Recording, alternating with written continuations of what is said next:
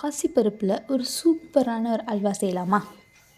இதுக்கு நான் இந்த டம்ளரால் 1 டம்ளர் பாசிப்பருப்பு எடுத்து அதை நல்லா வாஷ் பண்ணிவிட்டு குக்கரில் 2½ டம்ளர் தண்ணி ஊற்றி நல்லா ஒரு 3 விசில் ஹை ஃப்ளேமில் வச்சு எடுத்துக்கிட்டேன்.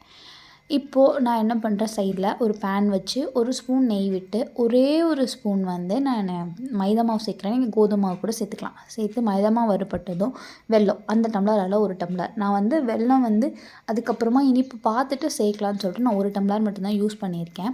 இப்போ இந்த வெல்லம் கரையிறதுக்கு கொஞ்சம் தண்ணி ஊற்றுறேன். ஒரு 1/2 டம்ளர் தண்ணி ஊற்றி நல்லா வெல்லத்தை கரைய விட்டுக்கிறேன். என்னோடய வெல்லம் இதுவும் இல்லை, மண் இல்லை. நீங்கள் உங்களுக்கு டவுட் இருந்துச்சுன்னா கரைச்சி கூட சேர்த்துக்கலாம்.